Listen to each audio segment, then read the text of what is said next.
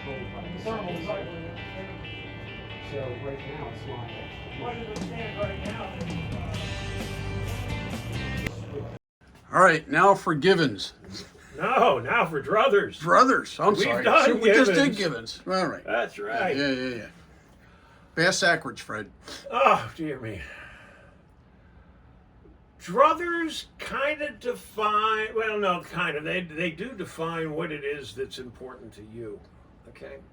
And by sort of just thinking about these things, you increase your chances of actually designing and building something that satisfies what's important to you, okay?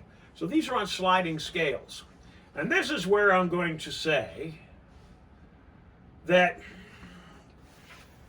the people that, I mean, God bless them, but the guys in the layout design SIG and that write and edit for the magazines like to tell you what you should be doing. They talk about, you know, a layout height should be, this is just sort of ballpark numbers that are popping in my brain, but they say, no, your layout is supposed to be you know, about mustache level or something like that. 52 inches, I think, is the number that they give you.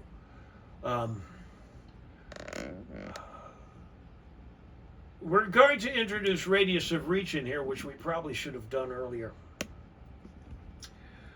And radius of reach is probably even more an important number than constraining radius and minimum radius, because the two are sort of diametrically opposed. Radius of reach is defined thus, and it's literally, where can I reach? And where can I reach conveniently? Layout height has to vary in thought. It has to suit purpose. Druthers define purpose. So just taking layout height as a for instance, if my radius of reach, you know, this railroad is built at what I think it's built at like 42 inches if my memory serves me right, which is low. Oh, it offends them, and that's fine. But this is intended to be an operations platform, which means the reason it's lower is my radius of reach increases. The higher it is, your radius of reach is then measured from basically your armpit to your fingertips. The lower it is, your upper body gets in it, and you have more of a radius of reach.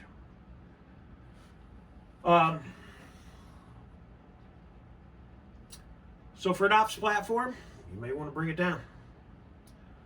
For, you know, one of these, what I call a work of art, you know, the sort of George Sellius, Howard Zane thing, or a photography platform, which are both perfectly legitimate aims, but understand that those are your aims.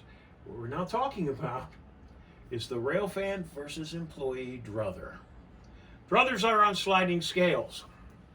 So somewhere on the sliding scale is you, and you can get to decide where you are between the Railfan, the guy that wants to look at this as a photography platform or as a work of art, or the employee, the guy that's doing this as an ops platform. And somewhere in the middle of this, somewhere on that scale will be you.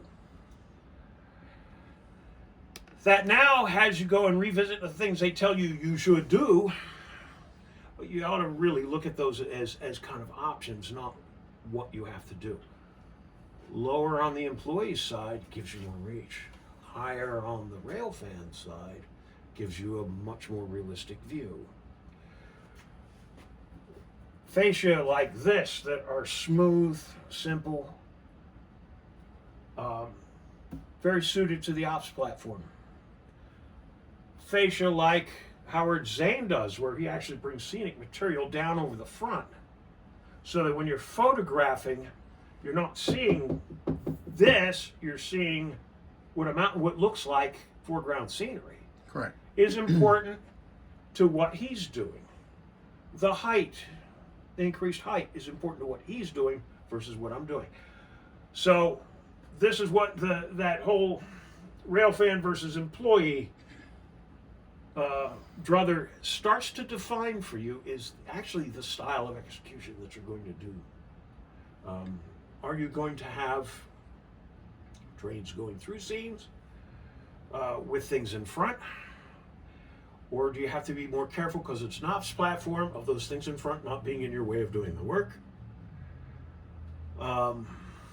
Simple things. Are you the Railfan guy is the collector, potentially. You just want to sit there and see something go through a given scene, and that scene can be done almost to scale size because it just is that scene. That's the scene you want to replicate. Ops platform, on the other hand, selective compression becomes more important to you because you're trying to represent an entire operation, not just one siding at a station with 2 grain cars in it that establishes a scene. These are things to think about on that Railfan to employee druther.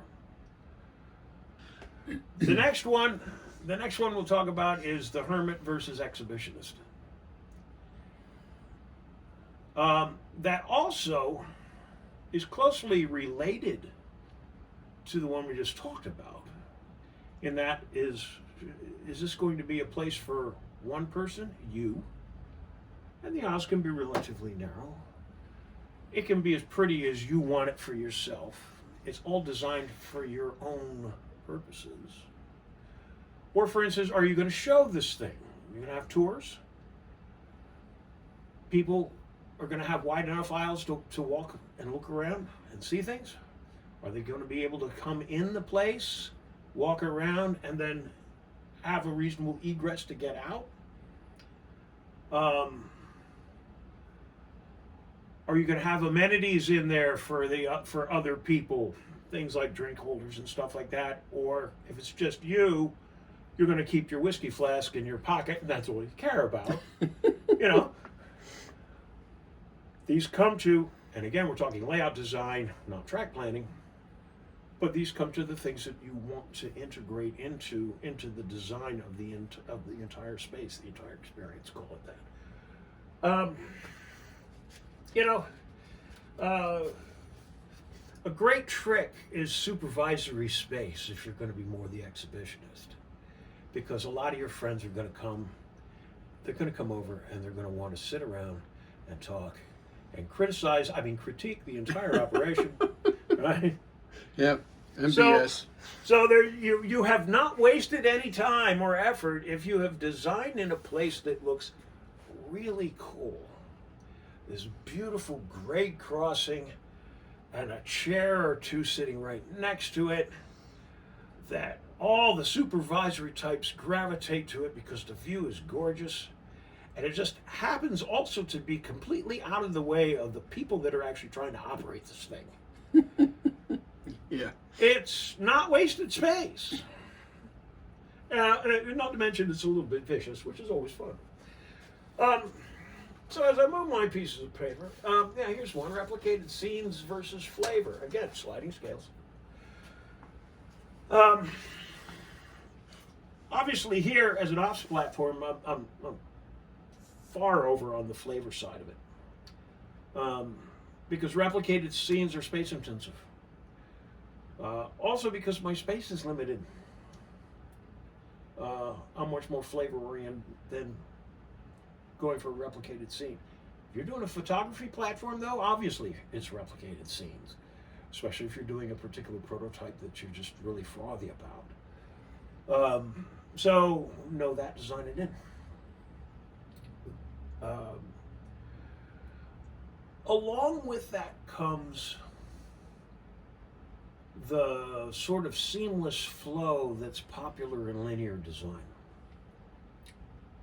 And that seamless flow where the train enters the stage and it goes, across the Ohio River from, Henderson to Evansville, and it's coming into the city, and then it's going up along the block where the L&N station used to be before it cuts back south along the Ohio down towards Howell Yard. And it's all one great big scene, right? And it's all got this nice linear flow. And if you compress it all, you're compressing this all in one, as opposed to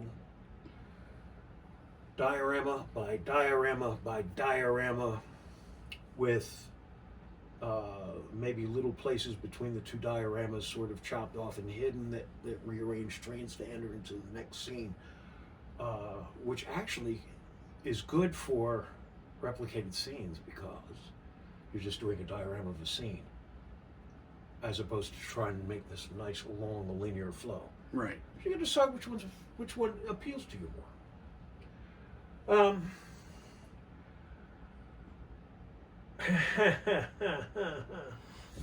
Let's talk about what I call the freelance druther. This is sort of problematic because it also crosses over into being a given. And this is the one weird one that does. Freelancing is almost a uniquely American thing. Very rarely find it, for instance, in Britain. It's almost invariably we pick a prototype and that's what we build, except for some of the Colonel Stevens people that like to come up with something semi-fictitious. But freelancing is an almost uniquely American thing, and to do it convincingly is really difficult. But your choice of heavy mainline versus the pecan and peanut and all those things in between is actually a sliding scale.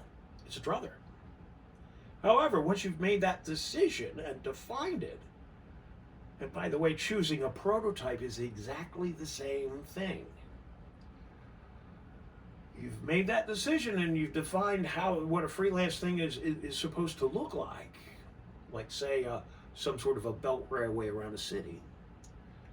Or you have chosen, after some reflection, to model the Belt Railway Chicago. This now becomes a given.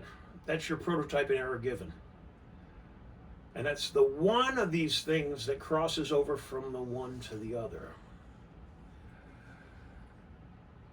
And I'm kind of leave you with this one now, because there's a lot more druthers that you yourself can come up with. Things that are important to you that are kind of like sliding scales. This is more important to me than that.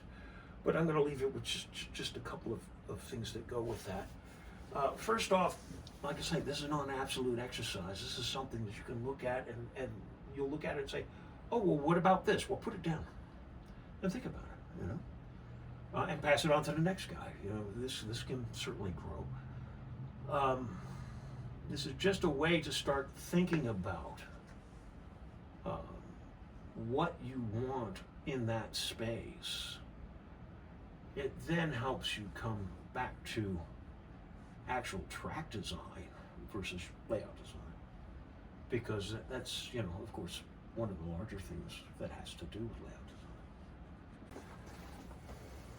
So if you take all that into account and you sort of think this through when you're actually starting your track design process, then a lot of the choices you make are going to make sense. They're going to be choices you're making because they will suit your purpose. And it just gets back to the whole definition of what druthers really are. Druthers really define what your personal purpose is for building this thing and what this layout that you build is supposed to do and supposed to support. Don't believe the rules. Just look at the rules as a guideline and then think how best to adapt them to my purposes. That's Givens and Druthers in a nutshell. Right. Now we'll have a little fun. Okay. All right. Well, we'll start with the fun bit, and then we'll maybe a couple of little things just to sort of discuss real quick. But the fun part, of course, is Scase's laws of motor railroading. And the first one, the only reason I'm going to tell you the first one is because that needs to fill spot number one, because it is number one, so we can get to the important ones for our discussion, which are 2 and on. But the first law is scratch build it, then someone will produce it. Always. Always. Scase's second law, this one's important, it's very germane. It's never lay more track than you're willing to clean. What that speaks to is how many people I have seen undertake something so complex or so crammed in or so inaccessible just to get that extra foot of trackage in. This monstrosity that they never finish building it because it draws them to distraction and all the fun has been sucked out of the building of it. Even more important is remember, whatever you build, you have to maintain. Correct. Yeah. So that, simplicity is not a bad thing.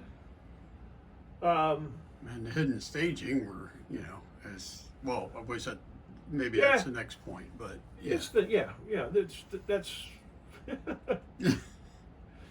yeah, complexity, the notion that you have to cram as much track into the space as you possibly can, or as much operation into the space as you possibly can. I'm sorry, John, I'm going against one of your teachings. That was a John Armstrong thing. I don't necessarily abide with it because, the more you build, the more you got to maintain. The more complicated it is, the harder it is to maintain. The more inaccessible it is, the more you're going to hate maintaining it. So just think about how much effort you're going to put into that, but you will be maintaining this. Right. Build. And a case in point is that Al Puglisi, one of my friends, and several other guys, Alex and Andre, went over to Howard Zane's layout. I think he has 66 scale miles or 16 scale miles of track. Oh, dear. A lot of it hidden. Yeah. And they cleaned the track, and it literally took them a month to get the track all clean, up and running. And some gaps had closed up and things like that. And invariably that gap's going to be somewhere in a hidden staging area or hidden trackage. He's got a tunnel that's 66 feet long, yeah, so it's points crazy. That points to Scase's law number 3. Yeah, but just realize what you build, you have to maintain. Right. And oh, by the way, the best maintenance on one of these things, like any complicated mechanical or electromechanical system, is to run it. Right. Leave it sit. They don't like to sit. Right. Anyway, the third that we sort of alluded to already. Scase's third law: the hidden turnout breaks first. Correct. Always. Always. Always. And then there was a friend of mine, George Eschbach, who contributes Eschbach's corollary to Scase's third law, which is the gap under the benchwork in hidden staging all the way to the wall where there's no light is the one that closed. Yes. We chased a gap on his layout for, I want to say 6 months, before short on it, before we finally found, after crawling underneath and coming up and doing the serpentine S, and then sort of having my back bowed totally backwards. I was much younger then. Finally found it. I actually have that turnout on the wall over there as a trophy, which is true. Then there's Scase's fourth law. The price of the tool is inversely proportional to the flow of the blood. As a piece of advice I'll give you is buy the best thing you can afford. Don't buy 30 pieces of junk when you could afford one really, really decent thing. And that not only goes for tools, but for rolling stock, track components, whatever. Go ahead and invest in, as high a quality as you can get, because that's really where the value is. The higher the quality, the easier the maintenance, the better the performance. And certainly, especially with tools and cutting tools, the less blood you're going to shed. Guarantee it. And with the track and locomotives and cars and all that kind of stuff, the less stress and frustration you're going to have on the railroad. Yes. Which, as Fred likes to remind me all the time, this is supposed to be fun. Yes. I have a friend that got him around Robin Crew, and he said, I thought you said about railroading was fun. Remember when model railroader But tried that's to only- change that's- that and it never worked? For enjoyment with everlasting challenge. Oh dear God. And then the last one is there's Case's theory of relativity, right? And that is your relatives will call it a train set. Correct. Yes.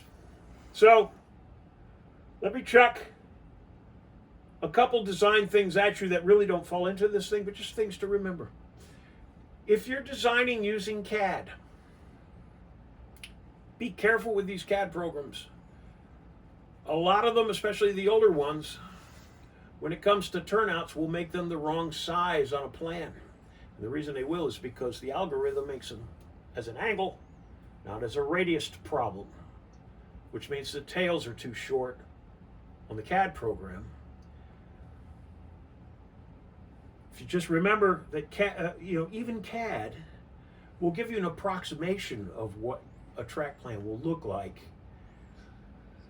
And you can figure, yeah, I'm going to have to make some adjustments as I do this. Don't get frustrated about the adjustments. Just realize that the planning process is not perfect. Right. I use, I'll show you what I use a lot of. Because right here is let me get a couple to unload, but there's a couple, I use full-size templates, and I do a lot of my planning full-size. So here's like radius templates. I got turnout templates here too. And there we go, right into the frame, ugly, this sort of thing like that. This is a number 8. And, full-size planning you can't beat because you can actually use the components you're going to use. You can actually take a few cards and lay them out and get a visual feel for what kind of Well, yeah. siding length they occupy, that sort of stuff. The feel's a lot better. And it helps you actually lay it out on your platform or whatever and see whether it's actually going to fit what you think's going to fit in. Sure. Right. And for instance, I've designed a number of layouts over the years, lots of them, actually using rolled red rosin paper and chalk, and drawing them full size on the floor. Right. Because you can erase it, and you can move things around and stuff like that. This is amazing. The feel you'll get a feel that you won't get on a computer screen. You just won't get it. Right. So understand that what you may draw on graph paper or what you do on a computer screen really is a first cut. But until you can get into some sort of form where you can actually start sort of wrapping your brain around it, that's all it's going to be, is a good cut. I'll leave you at that. Like we said before, it's a lot of information to just sort of absorb. Don't try and memorize it or anything like that. You got the pieces of paper. Add to it as you will. And, relax and see what the hell comes out of it. Yep. All right? Just have fun. As Fred says, yes, just have fun. Yes, Fred, I am having fun.